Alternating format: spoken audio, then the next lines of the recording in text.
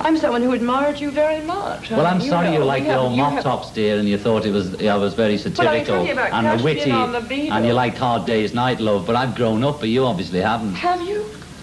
Yes, folks. What have you grown up to? No, 29.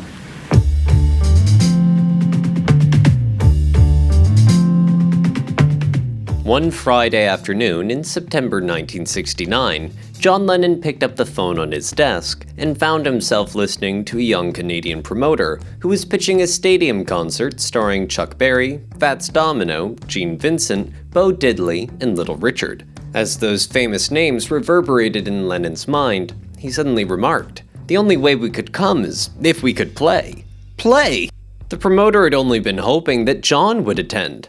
Would the Beatles, who hadn't performed publicly in 3 years, turn out now on the spur of the moment to play the Toronto Rock and Revival show at Varsity Stadium? The idea was too good to be true. Next thing the promoter heard was Lennon barking to his staff, "Get me George on the phone! Get me Clapton!" Then John explained that he would come with Yoko and an all-star band, but since they had less than 36 hours to get themselves together and across the Atlantic, he was going to ring off right now. The long-haired hippie at the other end of the line was stunned. He rallied quickly, however, because he was a born hustler. John Brower, 23-year-old scion of a distinguished family that had long stood at the forefront of Canadian politics, had gone to school with the sons of all the best families, but then he had taken off for California, where he had tried to make it as a rock musician. Coming home dead broke, and with a wife and kid to support, he had borrowed some money from his rich friends and promoted this concert, which was turning out to be a terrible bomb. Only 800 tickets had been sold to a stadium that holds 20,000. The lawyers were urging the backers to declare bankruptcy when someone suggested that Brower called John Lennon, known to be crazy about old rock and roll acts. Lennon's promise to appear should have been guaranteed an instant sellout. Instead, it was like the big check that nobody will cash. When Brower called the radio stations to give them the thrilling news, they didn't believe him. "Don't bullshit us," they sneered. "We know the tickets are soft." So the kid called Apple again, and this time he taped Tony Fawcett reading a list of the people who were coming. John Lennon, Yoko Ono, Eric Clapton, Klaus Voormann. Jesus, what more could you want? Now the station said, "You guys are really desperate. You've got somebody with an English accent faking a phone call." Alan Klein didn't help much either. "It's bullshit," he told the press. "They're not going on." By this time, with the hour hand on the clock slowly lowering the show into its grave, Brower was frantic. He called Lennon again and taped his voice. Still no dice. Finally, some DJ in Detroit played the tape over the air, and the show was saved. 10,000 tickets were sold on the day of the concert. Meantime, John Lennon had decided not to go. After spending all night searching for Eric Clapton, on whose support Lennon had counted, John had crashed out at 5:30 a.m. Saturday morning. When Clapton finally roused from his narcotized sleep, he rushed to the airport but arrived too late for the morning flight. He and the other musicians, bassist Klaus Voormann and drummer Alan White, called John's home for instructions. Lennon was so cacked out that he couldn't get out of bed. "Send them roses, love from John and Yoko, but we can't make it," he mumbled, and hung up. Clapton was furious. Grabbing the phone, he called again and barked, "Listen, motherfucker, I'm not at the fucking airport for a joke. You guys get your asses out here, or don't ask me for any more favors, ever." The Lennon and the Richters arrived in time for the 3:15 flight. We tried to rehearse on the plane, but it was impossible. We couldn't hear a thing because we didn't have any amps. And then we did one run through at the backstage. We went right through the numbers once. Then John and Eric began to sicken. Junkies, they needed a dose of their medicine, but they feared if they got high, they might not be able to play. They decided to tough it out. Soon John was down on his knees in the toilet, puking up his skinny guts. To soothe his ragged nerves, after each bout of vomiting, he would smoke a joint with his no-trace technique.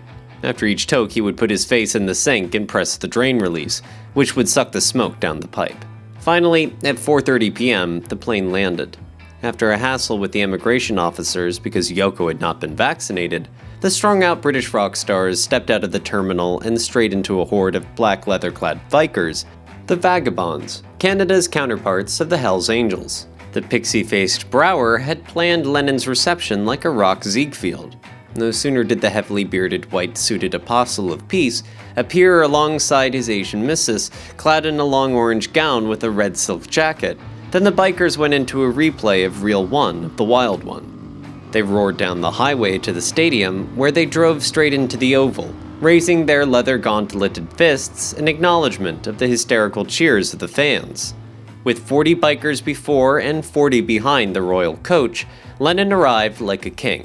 The royal treatment ended abruptly when he was hustled into a cold, raw, concrete locker room beneath the stands. At that moment, he felt his Jones coming down. "Can you get us some coke, man?" John asked Brower in a confidential tone. "No problem," snapped the young impresario, beside himself with excitement. "Dennis, 6 cokes over here, right now," he yelled. Then, turning with a grin of a man of power on his face, Brower saw John and Yoko give each other a look that wailed, "What have we gotten ourselves into this time?" No, Yoko piped. "Coke for the nose," making as if to snort something off the back of her hand. Suddenly, Brower snapped to the fact that he was being asked to supply hard drugs. He didn't know what to do, but he couldn't afford to fail. So he ran out on stage and grabbed the mic. Speaking in a deep announcer's voice, he intoned, "Attention! Dr. Schneiderman! Dr. Schneiderman! Please go to the backstage area." Then he ducked around to meet a swarthy little guy named David Schneiderman, who appeared scared out of his wits. "What is it, man?" he gasped. "Is it a bust?" When he heard what was wanted, he cried, "Oh my God, I thought you were trying to warn me. I had coke, I had hash, I threw them on the ground when I heard." Dashing back to his discarded stash, he returned soon with the desperately needed medicine. Brower laid the stuff on John and Yoko, then he watched them scuttle to the bathroom. When they emerged, they didn't look so green. Now Lennon had to go through a big hassle with little Richard, who demanded the coveted next to closing spot. It's one thing to worship old rock stars from a distance, it's quite another to let them upstage you. John turned Richard down flat. Then he had to deal with Jim Morrison, who was making the same demand. The prospect of going on after Morrison scared the hell out of Lennon. So Brower read the riot act to Jungle Jim. Finally, John and the hastily named Plastic Ono Band walked out onto the stage, terrified and shaking, according to Clapton, who had just been resuscitated after throwing up and passing out. The MC ordered the tower lights doused and yelled at the fans to light matches. As everyone held their breath, the emaciated and hirsute hero explained that his band had never played together before. Then he kicked off with Blue Suede Shoes, following it up with his old Mackie Messer number, Money.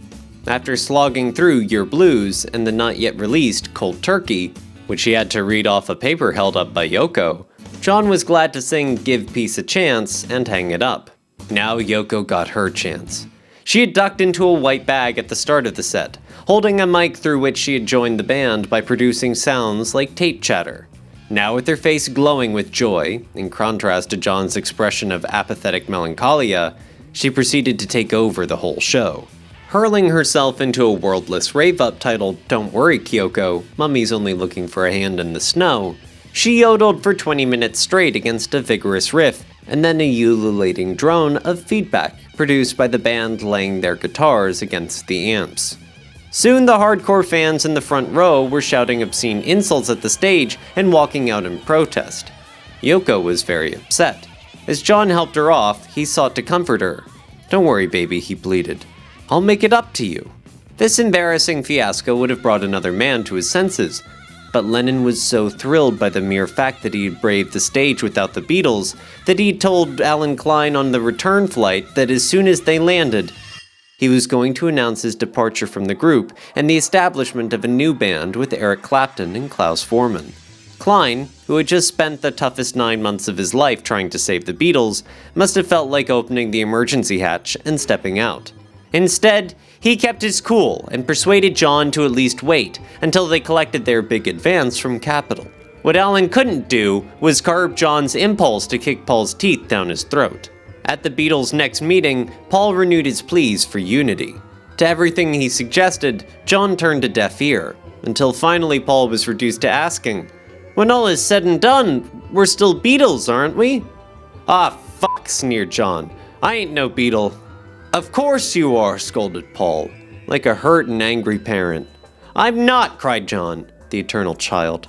"Don't you understand?" he insisted. "It's over. Over. I want a divorce, just like the divorce I had from Cynthia. Can't you get it through your bloody head?" Then pausing, he confided, "I wasn't going to tell you this until our new record deal, but I'm leaving the group." Paul and the other Beatles stared at John in amazement. "It feels great," John went on, gaining conviction from the sound of his own voice. "It feels like a divorce. It's a great relief now that I've got that off my chest. I'm glad I told you."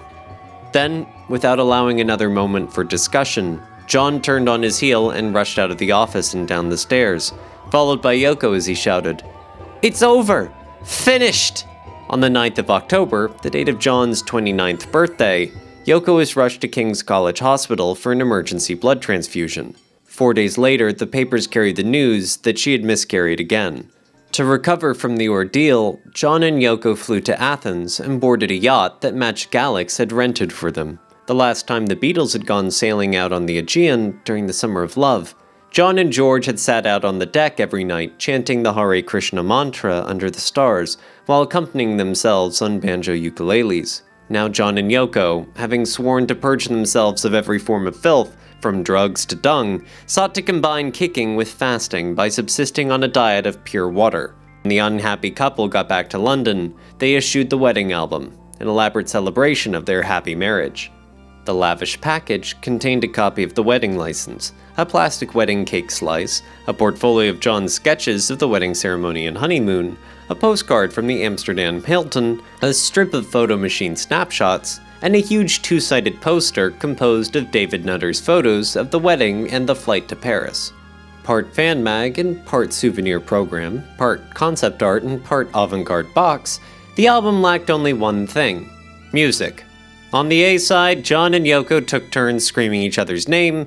The flip side reproduced a typically tedious press interview. John Lennon's next stunt made headlines in Britain. On the 25th of November, he returned his MBE medal with a note to the Queen reading, "Your Majesty, I am returning your MBE in protest against Britain's involvement in the Nigeria-Biafra thing, against our support of the American troops in Vietnam, and against cold turkey slipping down the charts. With love, John Lennon." This impudent gesture outraged public opinion anew and inspired many people to denounce Lennon, beginning with his Aunt Mimi, atop whose TV set the cherished medal had long reposed. By this point, however, Lennon didn't give a damn what his countrymen thought of him because he no longer saw himself as a citizen of backward Little Britain. Lennon could qualify in the new arena of high visibility, the politics of peace. Politics, religion, and show business were all coming together now and thereby creating the ideal conditions for John Lennon's metamorphosis from pop hero to peace leader. Thus it was with a genuine sense of rededication that Lennon appeared at Toronto on the 16th of December 1969 to announce the Music and Peace Conference of the World. The goals of the festival appear fantastical today, but in that time, when the counterculture was at its peak and the worldwide youth movement had been roused to a messianic sense of its mission through Woodstock, such grandiose schemes seemed perfectly feasible. Bigger than Woodstock was, in fact, the phrase by which the festival was habitually described, because John and Yoko wanted to revenge themselves upon Woodstock, which had refused to present the famous couple in place of the Beatles. Originally scaled at 500,000 people, and later up to 2 million, the festival would be a vast be-in, encamped upon a well-wooded and watered site called Mosport, Motorsport, a car racing track 40 miles from Toronto. To entertain this immense horde, John Lennon intended to assemble the greatest bill in rock and roll history, which he would top by appearing side by side with Elvis Presley, while the global village eyeballed the action via satellite TV. Though the festival would be a mind-blower, it would not be an end in itself. Quite the contrary. It would simply be the climax of Year 1 AP. After Peace. During the first months of the year, millions of ballots would be distributed in every country on Earth. The ballots would offer people the basic choice between war and peace. Every vote for peace would be a vote for Lennon. When the election was over, the International Peace Party would set up headquarters in each country. and John Lennon would fly from one center to another as the world peace leader. If we had peace, you asked us what we wanted, peace on earth. That implies no violence, no starving children, no violent minds, no violent households, no violence, no frustration, no fear.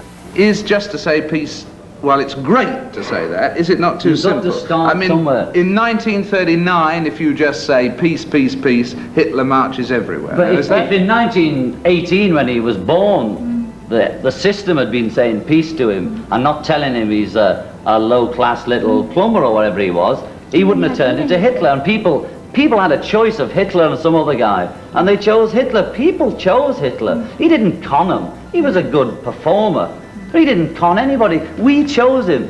This festival will give new zest and enthusiasm and hope to the peace movement. I've already heard from leaders of the movement in the United States and Canada how happy they are that John and Yoko have undertaken to be the spearhead. They don't like to be referred to as leaders, but they are leaders because of what they are. And there's no couple in the world behind whom the young people will organize themselves more enthusiastically than behind John and Yoko, not only because of their fame and their acclaim and their prestige and their influence, but because of their personal qualities of character. The only reason, if I'm going to get on the front page, I might as well get on the front page with the word peace. But you've made yourself ridiculous. To some people, I don't care. You're too good for if it what saves you're doing. lives. You don't think you... Oh, my dear boy, you're living in a Netherlands. Well, you talk to You don't think you saved a single life. In fact, even as he proclaimed the festival, giant billboards were being unveiled to a score of major cities around the globe, announcing in bold black letters, "War is over if you want it. Happy Christmas from John and Yoko." If everything worked out, John Lennon would bring peace on earth, goodwill to men, single-handed. The organizer of the festival, John Brower, had been busy for months stage managing John Lennon's apotheosis. John Lennon, for his part, was furious at Elvis for his repeated refusals to take Lennon's calls. The next summit conference was with Pierre Trudeau in Ottawa. A week of intense behind-the-scenes negotiations had gone into this encounter. Brower was keen on having the meeting because he recognized how much cooperation he was going to require from the government of Ontario in mounting this immense festival. It would strengthen his hand enormously if the project had the blessing of the Prime Minister. Trudeau, for his part, had been persuaded that it would look good for him to receive the Lennons as representatives of the youth constituency.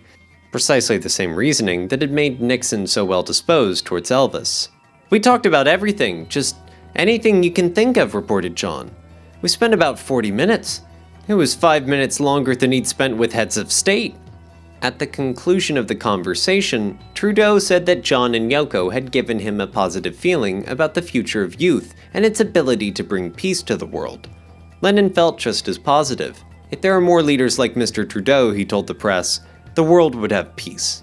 The encounter with Trudeau confirmed Lennon in his grandiose view of his new mission.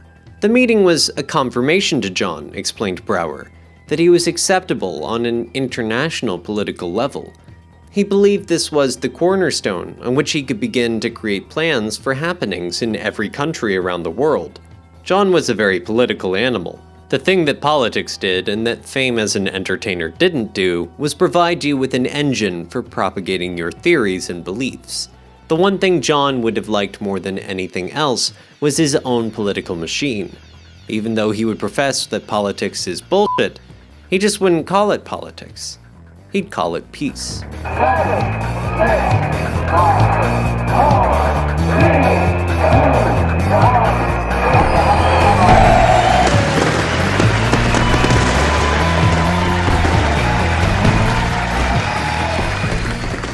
In the time since Brower had last seen his star, a tremendous change had come over John Lennon. Whereas before everything had been world peace, now everything was space and cosmic consciousness. The galactic perspective on the festival proved to be a lot different from the pure-blind view of a mere Earthling. Now John was insisting that the festival be free, even though he had stated in writing as recently as 9th of December that only a portion of the profit was to be set aside for a peace fund. When Brower asked how they were to find the money to entertain ex gratis 500,000 people for 3 days, Lennon spoke airily of getting donations from private corporations or a subsidy from the Canadian government to promote the image of young Canada. Brower felt that he was walking on thin ice when it came to disagreeing with Lennon because he had witnessed so many appalling demonstrations of John's terrible temper. John was filled with rage that was with him every moment he lived, observed Brower. When he really let it out, he was mercilessly scathing. I tell you, you did not want to be at the other end of that barrage. I never saw anybody stand up to him. Never. Now as Brower and York sat gloomily in the kitchen, contemplating the vast new problems that would be created by this startling demand for a free festival, who should walk into this weird farmhouse at the end of the world, but the very men that they had been warned was out to bury them? Alan Klein! Brower and York had faithfully executed Lennon's order to get the dirt on Alan, as Brower explained. Being the naive idiots that we were, we went out and canvassed everybody in the industry. People opened up to us because they thought, here's my chance to communicate with John Lennon. A very brilliant numbers man, he's never going to come out of anything a loser. Though he may profess artistic sympathies, his game is to get in there and get the cash, and anybody who thinks anything else is crazy. Of course, we assumed that this was something that was going to be treated with the utmost confidence, top secret. But Klein wasn't in the house 3 minutes when Lennon reaches over and takes the dossier we had prepared on Klein and says, "Well, here, Alan, this is what everybody thinks of you. Take a look at this." Richie and I thought, that's it. We're going to be buried within 50 yards of this farmhouse. Klein was very cool. He flips through the thing and smirks and says, "Oh yeah, he would say that." Then he looks over at us and says, "Did you enjoy putting all this information together, boys? I wouldn't have thought you would have had time enough. Surely you're too busy with your little festival." The Danish summit didn't accomplish much. Lennon told Brower and York to prepare a plan for producing a free festival, or at most a free for $1 event. They were instructed to have their proposals ready for submission on the 1st of March. The whole peace bubble burst finally at the tumultuous meeting late in January 1970 at the Jefferson Airplanes House in the Haight-Ashbury, where Brower had gone to cool out the West Coast band members, who were pissed off because Lennon had not invited them to perform at the festival. Jan Wenner also freaked out. He had been ballyhooing the festival on the front page of Rolling Stone and offering his unlimited support. Now he suddenly saw himself sitting way out on the end of a twisted limb. "How could you do this to me?" he kept gasping in Brower's face. The promoter didn't know which way to turn.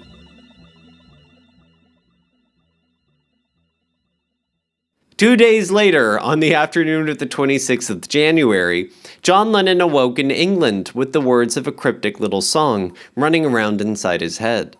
Its key phrase was an expression of Malin's, instant karma, a hippie expression meaning immediate retaliation. It struck a chord in Lennon's mind because it voiced his conviction that we must pay for the wrongs we do in this world. After jotting down the verses on the paper that they kept by the bed for this purpose, Lennon padded downstairs and seated himself at the piano in the sunroom. Instinctively, he began pounding out his favorite chord sequence, the step-like motif of Three Blind Mice, ironically the very same phrase he used for the totally different concept of All You Need Is Love. Magically, the words fell into place. Fearful that he would forget what he had just done, John sang the strain over and over again, until he had fixed it firmly in his mind. Then he picked up the phone and called Apple, thus setting in motion one of the fastest and most brilliant productions of his entire career. Lennon summoned to the studio George Harrison, Klaus Voormann, and the drummer Alan White, but he wanted all the help he could muster, so he took advantage of the presence in London of Phil Spector, requesting that he too come by. John himself set off for the studio late in the afternoon, stopping along the way at a piano store, where, without getting out of the car, he ordered that one of the instruments in the window be tucked out to Abbey Road pronto. By 7 that night, the band was laying down the rhythm track, but when they got to the next stage, overdubbing the vocal and the instrumental solos, they stuck fast. Lennon was crying, "Help!"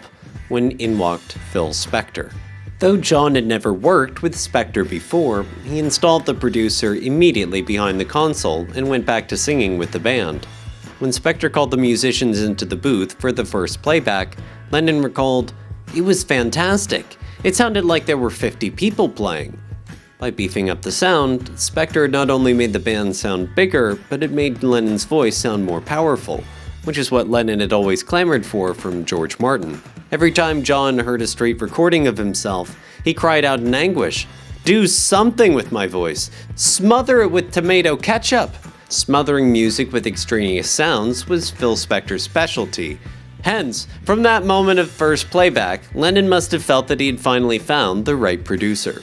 Meantime, Spector, recognizing doubtless the importance of this opportunity to cut deep into the Beatles, the very band that had put him out of business, started coming up with all his favorite tricks.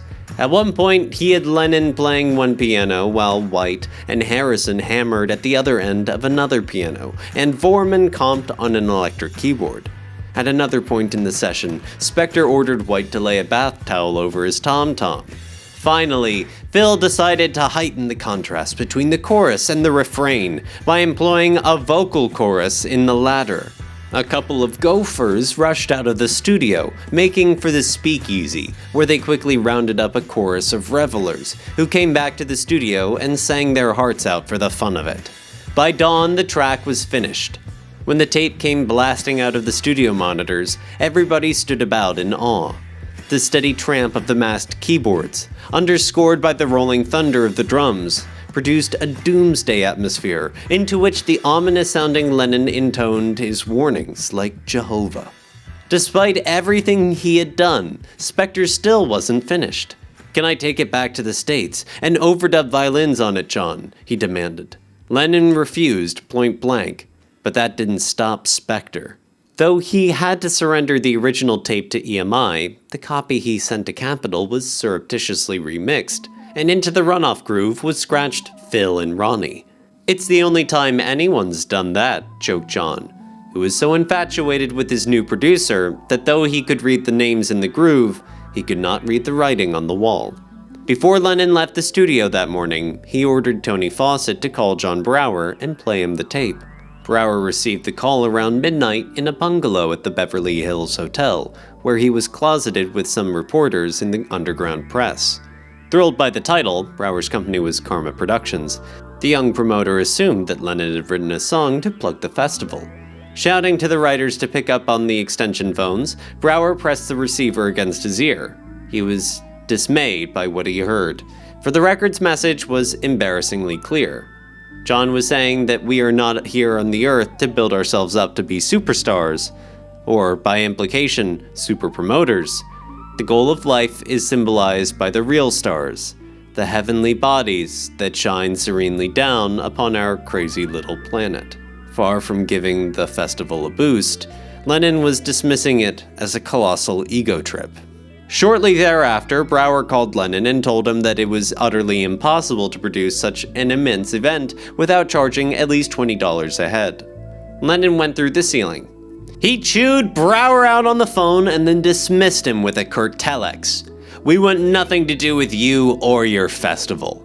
A couple of months later, Rolling Stone, which had turned on Brower overnight and was now intent upon discrediting him, printed a piece by John Lennon, in which he sought to explain his role in the ill-fated festival, which had received an immense amount of publicity all over the Western world, and was a major source of embarrassment to Lennon. He heaped all of the blame for the festival's demise on Brower, and got righteously indignant over the way everyone had violated the faith that only he had kept, crying, "Have we forgotten what vibes are?" By the time the article ran, he had not only blotted out of his mind his true role in the festival, but he had turned his back on both his peace crusade and his faith in the cosmos. For Lennon was now embarking on a new cycle that would reveal once and for all that he was a man with peace on his lips, but war in his heart. In February 1970, John Lennon suffered a quiet nervous breakdown. He didn't crack up. He simply took to his bed and refused to see anyone but Yoko. When he lapsed into a similar state years later, he provided a striking description of his condition. I'd lie in bed all day, not talk, just eat, just withdraw. And a funny thing happened. I began to see all these different parts of me. I felt like a hollow temple being filled with many spirits, each one passing through me, each inhabiting me for a little time and then leaving to be replaced by another. Nobody could have explained better what it means to go to pieces. The fragments into which Lennon broke were his sub-personalities, the submerged selves that manifested themselves vividly in his music. Think of any famous John song, and instantly there will echo in your mind the distinctive persona that John employed for that particular song. The plaintive, spaced-out voice of Nowhere Man, the urgent, breathless voice of Help, the drowsy, languorous voice of I'm Only Sleeping, and the angry, mocking voice of I'm the Walrus, the sly, put-on voice of Bungalow Bill, or the childishly innocent voice of Dear Prudence. These vocal masks are not just moods or attitudes, they possess the depth and solidity of character. What's more, they associate with the incessant alterations in Lennon's visual image that often inspired picture editors to lay out strips of headshots, in each of which John Lennon appeared a different man. For just as every Lennon song demanded a new voice, almost a new singer, so every Lennon pub shot demanded a new look. Mop top, bright smile, charred suit, or granny glasses, stern mustachio, psychedelic satins, or shaggy face, cropped head, bib overalls. According to psychiatric textbooks, multiple personality develops in response to childhood trauma, the mind acting like a sponge that, once saturated with suffering, must be set aside and replaced with a fresh sponge. Dissociation was written all over John Lennon, whose portrait could be laced with cracks or comprised like those of computer-generated pictures out of countless little frames or facets. Normally, John held himself together through the force of his manias, his obsessions, which by focusing his whole being on a single passionately desired goal, reduced his incoherence to a minimum. But when he went off to his dreamlike states of self-hypnosis, he would start to come apart. As he told the Beatles' official biographer, Hunter Davies, "If I am on my own for 3 days, doing nothing, I almost leave myself completely. I'm up there watching myself. I can see my hands and realize they're moving, but it's a robot that's doing it. It's frightening, really." It was at such times that Lennon's submerged selves would appear, each one clamoring to be I. Not the multiple personalities' usual collection of incomprehensibly various beings.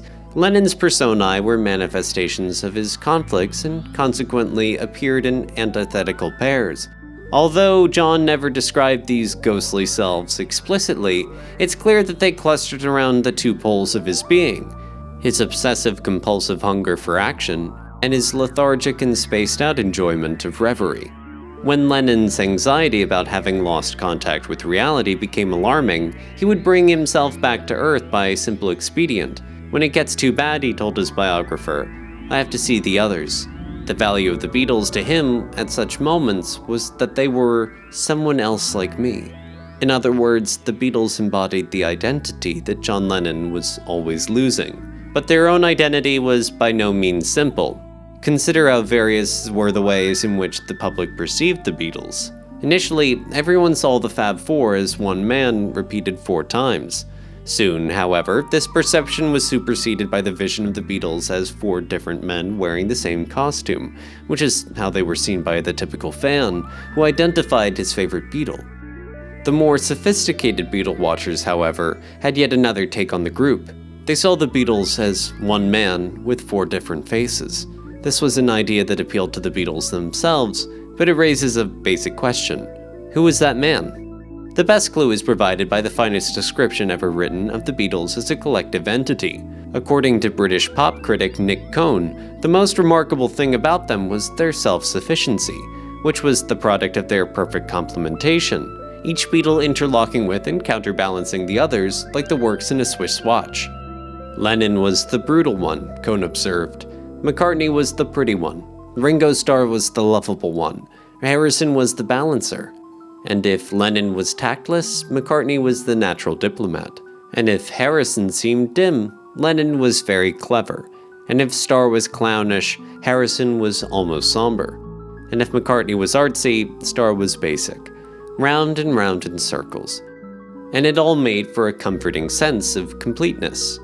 But what was the source of all this dialectical completedness? The answer is that the Beatles were created by John Lennon, who fashioned them in his own image. Virtually every one of the epithets that Cohn employs to characterize the various members of the group could be applied to Lennon alone. John was arty, as well as brutal. After all, it was he, not Paul, who spent 3 years at art college. On the other hand, John sought to be basic, playing the lucky layabout, a role that brought him close to Ringo, as did the fact that John was also clownish. But behind his clown's mask, he confessed, he wore a frown, which made him resemble the somber balancer, George. Yet John was also lovable, for who else in the history of showbiz has ever done so many outrageous things and still retained the affection of the public? Hence, if the Beatles were one man with 4 different faces, that man was John Lennon. John Lennon's breakdown was exacerbated by his drug addiction, for now that his honeymoon on heroin was over, John was seeking a divorce, but he found it hard to obtain and impossible to finalize.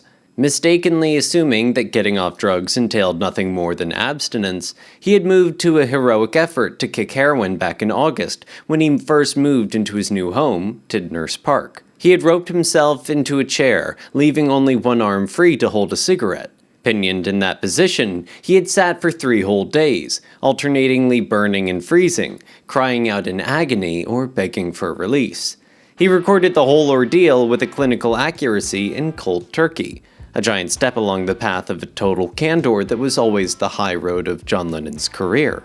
Soon John was back again on junk, a relapse that inspired him and Yoko to put themselves into the hands of Dr. Michael Loxton from the nearby Virginia Water, who came highly recommended by Dean Richter. Today, a man who won't take a drink, far less an addictive drug, Richter suffered terribly in the old days from his habit. Then he discovered methadone, recently introduced into England as the answer to the increasing population of registered drug addicts. A synthetic opiate invented by the Germans during World War II and named Dolophine in honor of Adolf Hitler. Methadone was the latest in the long line of chemicals that had been hailed as cures for the heroin. Like all the others, commencing with cocaine, the new drug proved to be almost as bad as its antagonist. Experience soon demonstrated that though dollies will sate the junkie's craving for horse, smoothing out his day and transforming the way-out street criminal into the docile outpatient, the legally condoned drug produces many of the most alarming effects of its deadly rival, including the fatal dangers of an overdose or a prenatally addicted newborn baby, destined to go into convulsions 6 hours after delivery. In the time to come, John and Yoko would complain bitterly about their enslavement to the drug that was supposed to set them free. The final blow to the already prostrate Lennon was delivered by Paul. After being completely out of touch for months while living on his farm in Scotland, McCartney rang up one day to announce that he was leaving the band and bringing out an album on his own. John was stunned by the news. First, it enraged him, because when he had wanted to announce his break from the Beatles, he had been prevailed upon to keep his mouth shut in the interests of the group.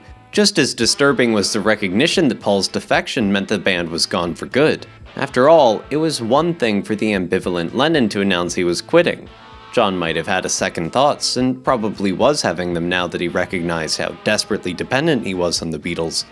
But if Paul, the one who had fought the hardest to keep the group together, was quitting, then there was obviously no hope of reconciliation. As if all this were not bad enough, the timing of Paul's album, scheduled for release on the 17th of April, could not have been worse. On the 20th of April, United Artists was launching the Beatles film Let It Be. Ringo also had an album, Sentimental Journey, scheduled for release. If all these products hit the market at once, the Beatles would be involved in ruinous self-competition. John and George sent Ringo, as the most nearly neutral party, on an embassy to Paul.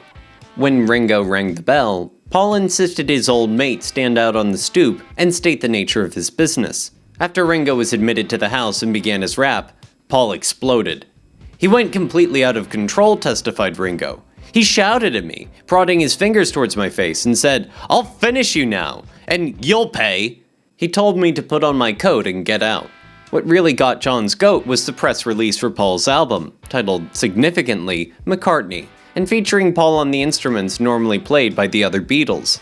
Leaked to the media on the 10th of April, this handout created a worldwide sensation.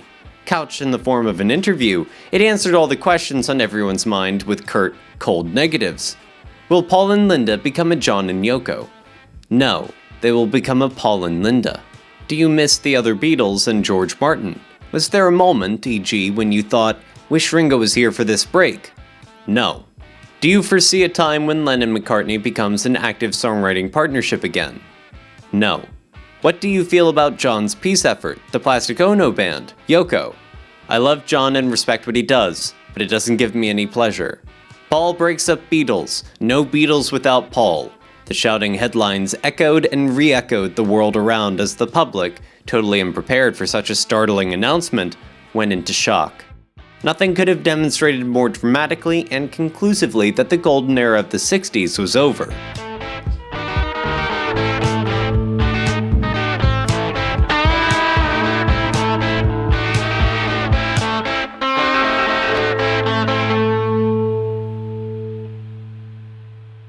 John Lennon was sinking toward his nadir when one day he found his salvation in the morning mail. Opening a hefty padded envelope bearing an American postmark, he extracted a book with the startling title, The Primal Scream. Just the title made my heart flutter, he declared. Then I read the testimonials, you know. I am Charlie so-and-so, and I went in and this is what happened to me. I thought, that's me. That's me. It's better than a tab of acid and feeling better. I thought, let's try it. But I'd been so wrong in the past with the drugs and the Maharishi that I gave it to Yoko. She agreed with me. So we got on the phone. The ultimate impulse buyer, John Lennon made even the most important in a snap. What decided him this time was the word scream. That highly charged word acted like a trigger, releasing Lennon's extraordinary powers of association. The first thing it made him think of was Yoko, whose trademark was screaming. Then John thought of all the screaming he had done from the days when he shouted himself hoarse, hollering "Twist and Shout" down to his recent record, Cold Turkey. Screaming was likewise the sound on which the Beatles had risen to fame. So what the hell? John didn't need to read this book to know it was offering him the right answer. He just had to read the title. I never would have gone into psychotherapy, he explained, if there had not been this promise of this scream, this liberating scream. Arthur Yanov, into whose hands John Lennon was about to commit himself, was not a psychiatrist. He was an aggressive 46-year-old psychologist from Los Angeles who had spent 20 years in private and institutional practice, until one day he had a eureka experience.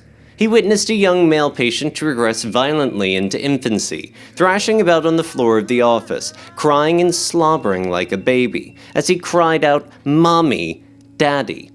What impressed Yanov most about the incident was the unearthly scream that came out of the man at the beginning of the seizure, and the born-again attitude he displayed at the end of the startling episode, when he proclaimed, "I can feel." Yanov built up from this experience a theory and a practice that he was convinced would revolutionize the whole profession of mental health. He believed that if he could trip a patient back to his early childhood and make him scream forth the pain he'd experienced when his wants were not fulfilled, all the distorting and deadening defenses that the patient had subsequently built up to avoid feeling the original pain would be blown away, and a new man would start forth, free again to feel the bliss and grief of life. Primal therapy was strikingly similar in concept, though not in technique, to the cathartic therapy with which Sigmund Freud had began his career as a healer back before the turn of the century. Freud had soon abandoned the idea, and it was the consensus of analysts' sense that this method was unavailing because the spectacular breakthroughs it produced were really products of analysts' suggestions and the patient's desire to please. Also, experience teaches that while catharsis does produce a momentary sense of relief or cleansing, the emotional abscess that has been lanced soon fills up again. Questions of medical theory were not really Yanov's forte. He was primarily a healer, who saw himself like Wilhelm Reich, as an inspired maverick who discovered a panacea. Yanov claimed to cure not just neurosis, but homosexuality, drug addiction, alcoholism, psychosis, as well as endocrine disorders, headaches, stomach ulcers, and asthma. It must have been a good day for Yanov when he heard the distinctive voice of John Lennon on the wire from London, asking for help, because Yanov himself needed all the support he could muster to overcome the skepticism that had been voiced by the medical profession concerning his method. Already, he had begun to appeal to the general public, which often takes its cues from pop stars, by sending pre-publication copies of the Primal Scream to celebrities like John Lennon and Mick Jagger. It wasn't long until Yanov, accompanied by his attractive wife and assistant, Vivian, was on his way to England. When Yanov arrived at Tittenhurst, he created a sensation. The staff was expecting some bespectacled old coot, like doctors on Harley Street. Instead, they beheld a man in his 40s who had the looks, clothes, and charisma of a movie star. His stress-lined face, handsomely hawkish in profile, in full face, querulous and sad. Most remarkable was his manner, which proclaimed, "I, Sigmund Wilhelm Yanov, have come 6,000 miles to cure the world's greatest pop star. Lafayette, we are here." They'd separated for 24 hours, a feat almost as drastic as parting Siamese twins. They had not watched TV, an act of wrenching self-discipline for John, or talked on the phone, that must have made Yoko frantic, or smoked cigarettes, no more than a pack for Lennon, or taken any drugs, save for their maintenance doses of methadone. Now they were ready to meet their savior. The whole future course of therapy was probably affected by its first minute, when instead of ministering first to Yoko, Yanov blundered by going straight to the star. After the 2-hour session, Yanov offered his diagnosis. John was simply not functioning. He needed help. Ditto Yoko. Help didn't mean soft words and hand-holding. Far from it. I believe the only way to eliminate neurosis is with overthrow by force and violence, declared the radical doctor. As the Rommel of the couch, Yanov was accustomed to doing battle from his first encounter with the enemy and routing him in the same amount of time it takes the conventional shrink to work up to his full diagnosis. Whereas other therapists measured time in terms of years, Yanov talked of a 3-week intensive course and a 6-month long-term cure, with a year being the outermost limit to which his treatment extended. To get results in this brief time, the doctor had to act boldly. The patient had to be yanked out of his natural milieu and be subjected to sensory, emotional, and cognitive deprivation. Yanov insisted that John and Yoko separate. They put up at adjacent hotels, the Inn on the Park and the London Dairy. Encouraged to surrender to the promptings of their bodies, they developed an overwhelming craving for ice cream. Dan Richter remembers calling the deli in Ascot and ordering crates of ice cream in every flavor, particularly chocolate for John and hazelnut and vanilla for Yoko. Perhaps the oddest thing about primal therapy was the fact its founder, the man who believed the cure for countless illnesses lay in screaming, could not scream himself. In fact, he could barely talk. Arthur Yanov had suffered for years from a throat condition that had been surgically treated but never cured. The result was that he spoke very softly and tended to be taciturn. His wife, Vivian, did all the talking at the press conferences where Yanov showed films of his work. First, you would see a woman primaling in a session. Then, 4 months later, she would appear standing happily in her kitchen, slicing a salad and buttering bread, smiling out of her deep inner peace. After screaming, crying was the most important note of primal therapy. Art and Vivian Yanov were always crying. Right in the middle of an important interview with a major news magazine, Vivian might touch on the theme close to her heart and suddenly break down and start weeping. Her tears symbolized Yanov's basic message. You're really at the bottom just a sad little baby. So why don't you just cut the shit and come out with it? John primaled by getting down on the floor and rocking back and forth violently as he screamed and moaned, calling aloud for his mother and father. He was convinced that his mother had truly loved him, but he had been separated from her by his father. John dwelt on one scene in particular, an occasion when he and his mother were about to go off to church and were forbidden to leave the house by his father. Freddie Lennon did, in fact, view religion as the opiate of the masses, and was quite vehement on this theme. We'd go down to the session, have a good cry, and come back and swim in the pool, John recalled, summing up the routine maintained for 4 months. You'd always feel like after acid or a good joint, sort of in the pool tingling and everything was fine. But then your defenses would all come up again, like the acid would wear off, the joint would wear off, and you'd go back for another fix. In India, it had been the cynical Magic Alex who had disillusioned Lennon and inspired him to flee from the place where he had been so happy and productive. In Los Angeles, it was Yoko Ono. Yanov was a daddy for John, she said years later. I had a daddy, but I saw his hypocrisy. So when I see something that is supposed to be so big and wonderful, a guru or a primal scream, I'm very cynical. Yoko claimed that she had saved John from the dreadful fate of being exploited by Yanov, who brought video cameras into the room when they were primaling. Actually, there was a video camera in Yanov's group sessions from the day John and Yoko arrived. It was understood by every patient that if they did not wish to be filmed, all they had to do was step aside. John and Yoko were always among those who moved out of the camera's range. So the cameras weren't the real reason for the Lennons' abrupt and angry rejection of Yanov. The truth was far more drastic. I can tell you, Ellen Klein confided, Yanov wanted John to leave Yoko. Yanov was tough, reported Lennon, but he was no match for Yoko. She watched everything he did. She figured it all out, and she learned to do it better. Or, as Yoko put it, I did primal therapy with him. I watched him go back to his childhood. I know his deepest fears. Yoko was also lucky. At the height of her struggle to discredit Yanov, she found an unexpected ally in the Immigration and Naturalization Service, which refused to extend the Lennons' visa. In September, John and Yoko flew back to England, arriving there just a month before Lennon's 30th birthday. Though John Lennon had spent only 4 months in therapy, a very short time as such treatments are usually measured, he had profited enormously from the experience. He recovered from a serious nervous breakdown, learned lessons about himself that he'd never forgot, and found the material for his most important album. For, as was his wont, John had been steadily transmuting the insights he obtained through therapy into a new collection of songs. Even months after he had abandoned Yanov, he had to continue to primal every day, and to say, primal therapy, was the most important thing that happened to me besides meeting Yoko and being born.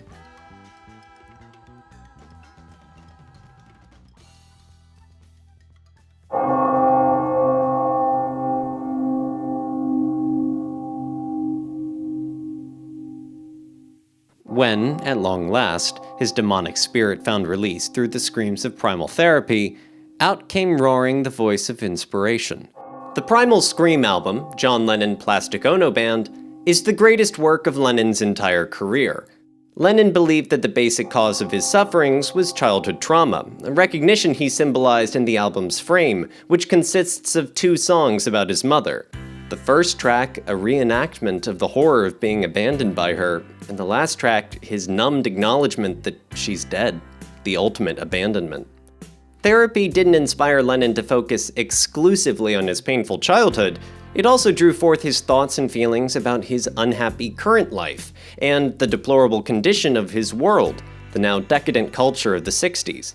His final judgment of his days as a Beatle was summed up in one phrase: I resent performing for fucking idiots.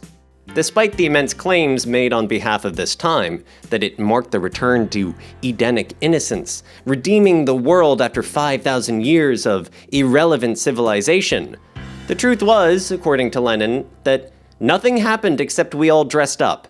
The same bastards are in control. They're doing exactly the same things, selling arms to South Africa, killing blacks on the street. People are living in fucking poverty with rats crawling all over them.